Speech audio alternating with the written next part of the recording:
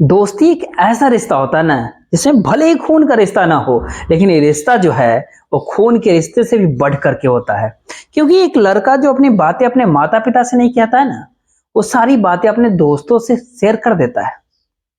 आज की घटना में एक लड़का अपनी दोस्ती का हक कुछ इस प्रकार से अदा करता है कि जब इसका सच्चाई लोगों को पता चलता है तो हर कोई सोचने और समझने पे काफी मजबूर हो जाता है। तो उसने जो कुछ भी किया था, क्या वो सही था या फिर गलत था? नमस्कार, मेरा नाम जितेंद्र कुमार, आप देख रहे हैं स्टडी सफर तक। वीडियो को लाइक और चैनल को सब्सक्राइब जरूर कर लीजिएगा। आज की जो सच्ची घटना की जिक्र आपके सामने कर रहे हैं, दरअसल ये घटना होती है महाराष्ट्र प्रदेश की लातूर शहर की। लातूर का एक इलाका पड़ता है विशाल नगर, और इसी विशाल नगर इलाके का रहने वाला अनंत राव यादव। जी हाँ, अनंत राव की पत्नी का नाम होता है मोहिनी यादव। और अनंत राव की एक ही बेटी होती है, एक ही संतान होती है, एक ही औलाद होती है, जिसका नाम होता है अपूर्वा। अपूर्वा का उम्र करीब 24 वर्ष होता है, जो कर्नाटक के जामखंडी से डॉक्टरी का पढ़ाई करता है।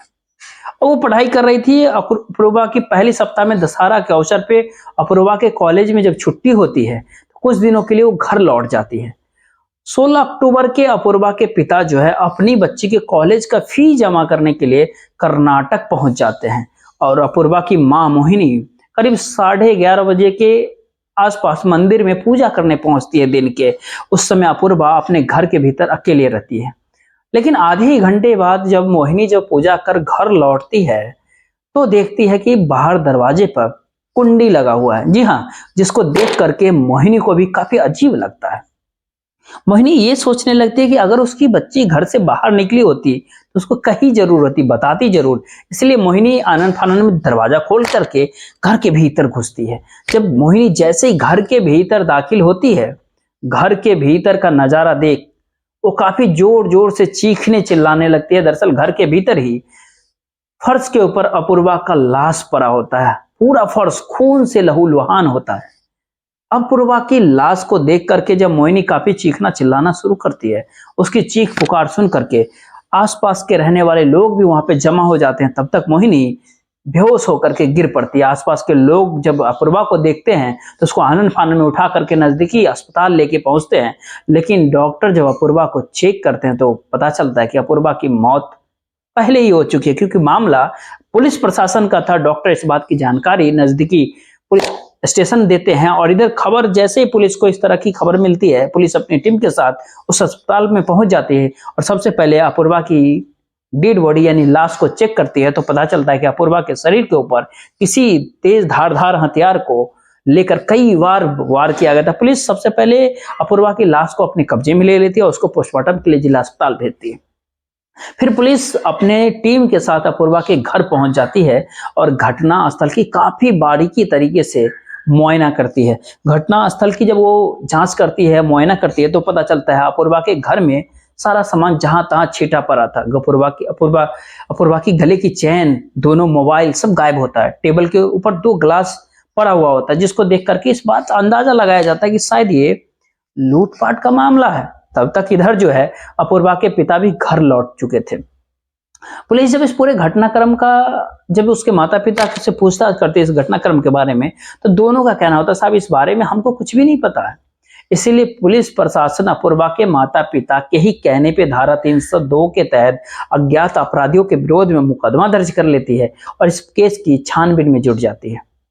पुलिस जब अपूर्वा के बारे में पता लगाती है तो पता चलता है कि अपूर्वा के ही कॉलेज में पढ़ने वाला मौली घोपाल करके, जो उसका काफी अच्छा दोस्त होता है, बेस्ट फ्रेंड होता है।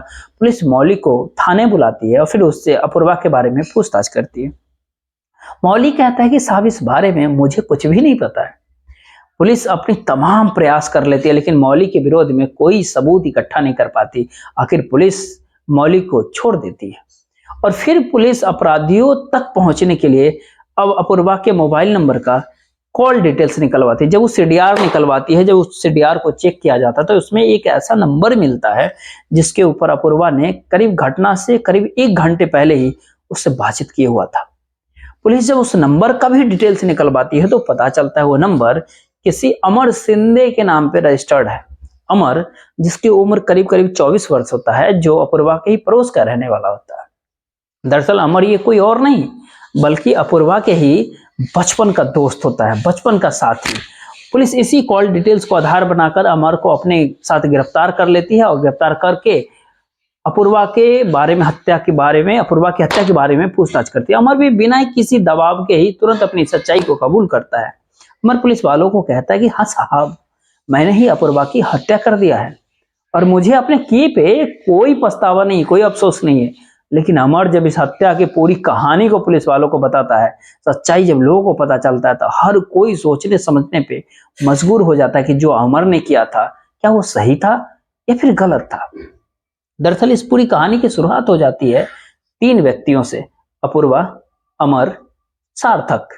ये तीनों व्यक्ति बचपन के दोस्त ही नहीं होते, बल्कि तीनों बचपन से ही एक साथ पढ़ाई करते हैं। तीनों के तीनों काफी अच्छे दोस्त होते हैं आपस में। 8वीं क्लास तक जब ये पढ़ाई करते हैं तो अक्सर ये एक दूसरे के घर आया जाया करते हैं। लेकिन जैसे ही ये लोग जवानी के दहलीज पे कदम रखते हैं, सार्थक को कहीं ना कहीं ये एहसास होने लगता है कि उसको अपूर्वा से प्यार हो गया।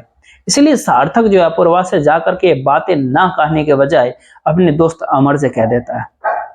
सार्थक अपने दिल की बात अमर से कहता है कि इसमें मुझे तुम्हारे से मदद चाहिए। दरअसल मुझे अपूर्वा से प्यार हो गया। जी हाँ, सार्थक जैसे अपने दिल की बात अमर से कह देता है, यानी अपने दोस्त से कहता है, तो अमर हंसते हुए उसको कहता है कि अपूर्वा तुझसे प्यार नहीं करती है। अगर तुझे मेरे बातों पे भरोसा नहीं है तो तुम अपने प्यार के इजहार भी कर करके देख लो, लेकिन तुम याद रखना इस वजह से हमारी दोस्ती बिल्कुल भी नहीं टूटनी चाहिए।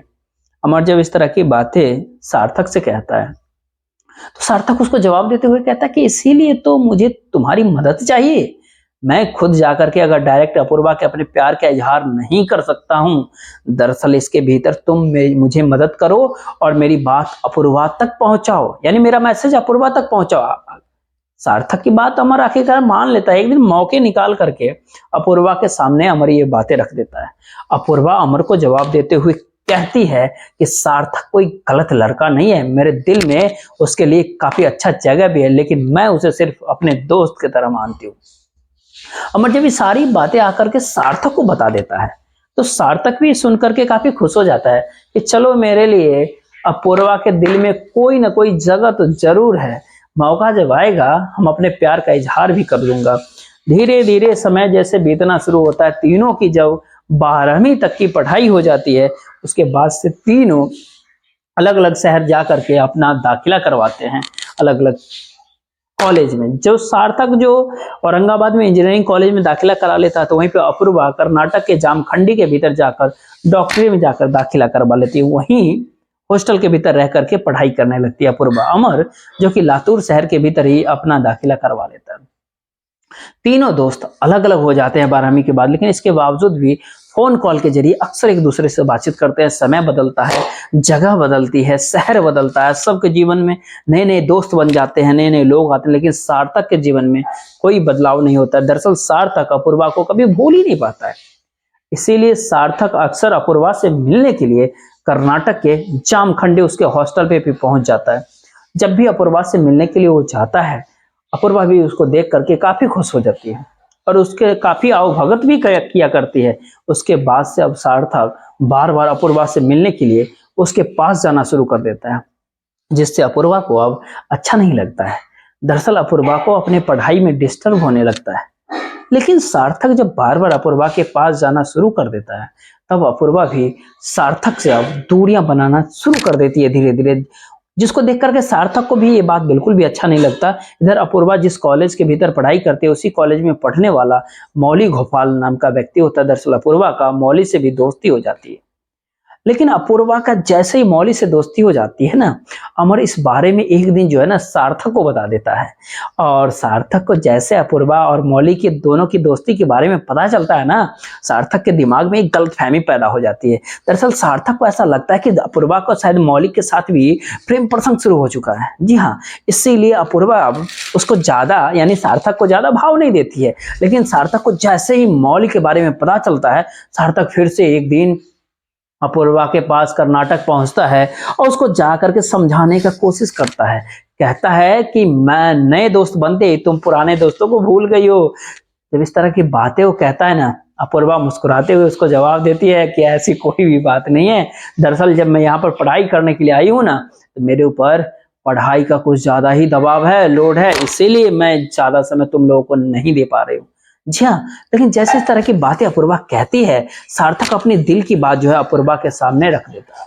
कहता है सच्चाई ये नहीं है, बल्कि तुम्हारा दोस्त मौली बन चुका है और मौली के चक्कर में तुम अब हमें समय नहीं दे रहे हो। दरअसल मौली अच्छा लड़का नहीं है, उससे तुम दोस्ती खत्म कर लो।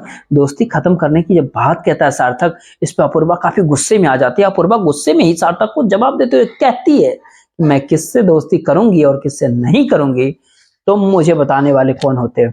जैसे इस तरह की बात गुस्से में कहती है अपूर्वा, सार्थक अपूर्वा के सामने अपने प्यार का इजहार कर देता है। लेकिन सार्थक अपूर्वा से कहता है कि मैं तुमसे बेपनाह मोहब्बत करता हूं, इसीलिए मुझे तुम्हारी फिक्र है। लेकिन जैसे प्यार का इजहार सार्थक करता है, अपूर्वा सार्थक को मना कर देती है। अपूर्वा सार्थक से कहती है कि मैं ऐसा कोई भी कदम नहीं उठाना चाहती जिससे मेरे माता पिता का समाज में बदनामी हो। इधर सार्थक के दिल में जो अपूर्वा के लिए तरह तरह के जो सपने बन गया था, सारे सपने चकनाचूर हो जाते हैं। सार्थक को पूरा विश्वास हो जाता है कि अपूर्वा उसके जीवन में कभी नहीं लौटेगी। सार्थक जब वहां से वापस जब अपने घर पे लौटता है, ये सारी बातें अपने दोस्त अमर से कह देता है और साथ में ये भी कहता है कि मैं उसके बगैर जी भी नहीं सकता हूँ। लेकिन तुम याद रखना, जब मैं मरूंगा तो तुम मेरे मरने पे कोई रोने वाला भी नहीं होगा। जैसे इस तरह की बातें अमर से वो कहता है सार्थक, तो अमर भी उसको जवाब देते हुए कहता है कि अगर तुमको कुछ हो गया ना तो मैं पूरी दुनिया को रुला करके रख दूंगा। लेकिन सार्थक अमर की बातों पे बिल्कुल ध्यान नहीं देता है और अपूर्वा के प्यार में इस प्रकार से अंधा तब तक हो जाता है कि जब उससे बर्दाश्त नहीं होती है ना, तो 23 जुलाई को खुदकुशी वो कर लेता है। सार्थक जैसे खुदकुशी करता है, इस दुनिया को छोड़ के चला जाता है। इस बात को इसके पिता बाला साहब बर्दाश्त नहीं करते और आखिरकार अगले ही दिन नजदीकी पुलिस स्टेशन में जाकर अपूर्वा और उसके कॉलेज के दोस्त मौली गोपाल के नाम पर मुकदमा दर्ज करवा देते हैं। जैसे मुकदमा दर्ज करवाते हैं ना, उसके बाद से पुलिस अपूर्वा और उसके दोस्त मौली गोपाल को जो है कस्टडी में लेकर के जेल भेज देती है। दोनों जेल तो चले जाते हैं, लेकिन कुछ ही दिनों के बाद जो है बेल पे वो रिहा हो जाते हैं, उन्हें पैरोल मिल जाती है। मामला ऐसा लगता है जो सब कुछ शांत हो चुका है, लेकिन अमर गुस्से से आग बबूला हो चुका था, चूंकि उन्हें वादा दिया था। अमर को लगता है कि अपूर्वा की वजह से ही उसका दोस्त सार्थक हमेशा के लिए इस दुनिया को छोड़ के गया है, इसीलिए अब अमर जो है अपूर्वा से बदला लेने का ठान लेता है। दरअसल अमर जो है अपूर्वा को भी सार्थक के पास ही भेजने की तैयारी कर देता है। फिर एक मौके का तलाश करने लगता है। जैसे ही कुछ महीने का समय बीतता है ना, अक्टूबर के महीने में दशहरा के अवसर पर जब अपूर्वा के कॉलेज में छुट्टी होती है ना, अपूर्वा घर चली आती है। अपूर्वा जब घर लौटती है, उसके बाद से अमर भी उसके ऊपर निगरानी रखना शुरू करता है। 16 अक्टूबर को अपूर्वा के पिता उसको कॉलेज का फी जमा करने के लिए जब कर्नाटक पहुंच जाते हैं, अमर को पहले से ही बात पता होता है कि उसकी माँ हर रोज 11:30 बजे के आसपास ही मंदिर के लिए पूजा करने के लिए जाती है। इसीलिए 11:30 बजे के आसपास अपूर्वा के नंबर पे वो कॉल करता है, उससे मिलने के लिए कहता है। अपूर्वा भी उसको 12 बजे के आसपास जो है ना अपने घर पे आने की न्योता दे देती है, क्योंकि अपूर्वा को पता होता है कि उसकी माँ करीब 12 बजे तक घर पे लौट जाएगी। लेकिन 11 बजे के आसपास ही अमर अपने घर से एक बैग लेकर के निकला था और अपूर्वा के घर के बगल में ही उसके माँ के जाने का इंतजार कर रहा था। मोहिनी यादव करीब 11:30 बजे अपने घर से निकलती है, जैसे पूजा करने के लिए मंदिर के लिए निकल जाती है। अब अमर जो है दरवाजे पे पहुंच जाता है और जा करके बेल बजाता है। अपूर्वा जब दरवाजा खोलती है तो अपने सामने अमर को देखती है। फिर वो भी सोचने लगते हैं कि मैंने इसको 12 बजे बुलाई थी और ये अभी क्यों पहुंच गया। क्योंकि वो बचपन का दोस्त होता है, अच्छा दोस्त होता है, इसलिए वो अमर को अपूर्वा मना भी नहीं करती है, उसको घर के भीतर बुला लेती है। जैसे ही घर के भीतर वो पहुंचता है अमर, अपूर्वा उसको एक गिलास पानी ला करके देती है। उसके बाद से दोनों कुछ देर तक बैठ करके सार्थक के मौत के बारे में बातचीत भी करते हैं। उसके बाद से अपूर्वा किचन के भीतर जाती है चाय बनाने के लिए। जी हाँ, लेकिन अपूर्वा जैसे ही किचन में पहुंचती है ना, इधर अमर जो है टीवी को ऑन करता है और टीवी का आवाज यानी वॉल्यूम उसका इतना ध्वनि बढ़ाता है। उधर से अपूर्वा जब चाय बना करके लाती है, दोनों बैठ करके चाय पीता है।